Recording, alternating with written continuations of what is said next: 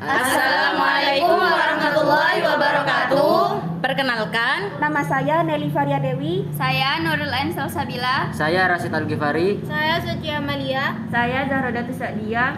saya Zarotul Aini. Dan saya Abdul Wahid Muzammil. Kami dari kelompok A kelas 10 IPA 1 akan menceritakan beberapa kisah mengenai Sayyidina Ali bin Abi Thalib. Yang pertama, biografi Sayyidina Ali bin Abi Thalib.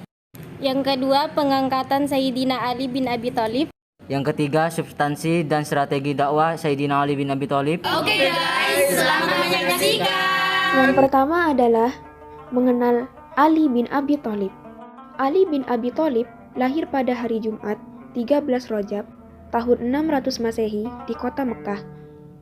Nama lengkapnya adalah Ali bin Abi Thalib bin Abdul Muthalib bin Hashim bin Abdi Manaf bin Qusay bin Kilab bin Murrahi bin Ka'ab bin Lu'ay. Ali bin Abi Thalib termasuk dalam golongan as-sabiqunal awwalun dari kalangan anak-anak. Sejak kecil, beliau diasuh oleh Rasulullah SAW. Oleh sebab itu, beliau terdidik dalam kesempurnaan akhlak dan sifat-sifat yang terpuji. Pada awal dakwah Rasulullah SAW, Ali selalu mengikuti kemanapun Rasulullah pergi, termasuk ketika harus sembunyi-sembunyi melakukan sholat di lembah-lembah Mekah. Ali juga rela mempertaruhkan jiwanya untuk Rasulullah SAW. Ketika pada malam hijrah ke Yastrib, beliau menggantikan tidur di pembaringan Rasulullah SAW. Dari segi keilmuan, Ali bin Abi Thalib termasuk ulama dan hakim terkemuka di kalangan sahabat, hingga salah satu gelar yang disematkan kepadanya adalah Babul Ilmi, yaitu pintunya ilmu. Para sahabat senior banyak yang berkonsultasi pada Ali mengenai masalah-masalah keilmuan yang mereka hadapi. Keluasan dan kedalaman ilmu yang dimiliki oleh Ali tidak diragukan lagi. Dalam sebagian besar perang Rasulullah SAW, ia selalu bertugas membawa panji-panji perang. Keberanian, kepahlawanannya, dan kepiawaiannya tak ada tandingannya sehingga diberi julukan Asadullah, singa Allah. Ali ikut serta dalam perang Badar maupun perang-perang lainnya. Hanya saja pada peristiwa perang Tabuk, Ali tidak ikut serta karena mendapat tugas dari Rasulullah SAW untuk menjaga keluarga beliau dan menggantikannya memimpin kota Madinah. Sepeninggal Rasulullah SAW, Ali menjadi tempat para sahabat meminta pendapat. Meskipun tegas dan keras dalam setiap pertempuran, tetapi beliau memiliki sifat penyayang yang luar biasa. Beliau tak segan-segan menyedekahkan makanan yang seharusnya diperuntukkan bagi keluarganya. Ketika Abu Bakar, Umar bin Khattab, dan Utsman bin Affan menjadi khalifah, mereka tak segan untuk meminta pendapat dari Ali tentang suatu persoalan dan sebelum mengambil suatu tindakan.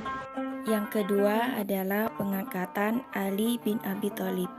Ketika terjadi pengepungan atas Khalifah Utsman bin Affan oleh para pemberontak, Ali bin Abi Thalib meminta dua orang putranya, Hasan dan Husain, untuk menjaga Khalifah Utsman. Namun akhir dari pengepungan itu adalah meninggalnya Utsman bin Affan. Pasca peristiwa itu, para sahabat berkumpul dan mengutarakan pendapat mereka kepada Ali bin Abi Thalib.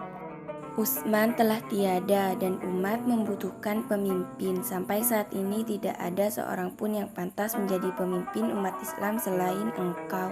Dan tak ada juga seorang pun yang lebih senior dalam Islam dan lebih dekat dengan Rasulullah SAW selain engkau. Ali menolak penunjuk itu dan beliau belum mengambil tindakan apapun. Sementara keadaan semakin kacau dan mengkhawatirkan sehingga Ali ragu-ragu untuk mengambil keputusan dan tindakan. Mereka terus mendesak Ali untuk bersedia menjadi khalifah dan mengingatkan keadaan yang lebih buruk akan terjadi jika Ali tidak bersedia menjadi khalifah. Akhirnya Ali bin Abi Thalib bersedia dan dibaiat menjadi khalifah pada tanggal 24 Juni tahun 656 Masehi di Masjid Nabawi. Setelah baiat terlaksana, Ali pun berpidato dan berpesan kepada kaum muslimin.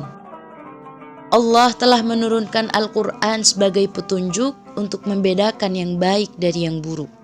Karena itu, lakukanlah kebaikan dan tinggalkan keburukan. Masa pemerintahan Ali bin Abi Thalib penuh dengan gejolak. Hal ini dipicu oleh konflik internal yang muncul silih berganti, sehingga menghambat pemerintahannya.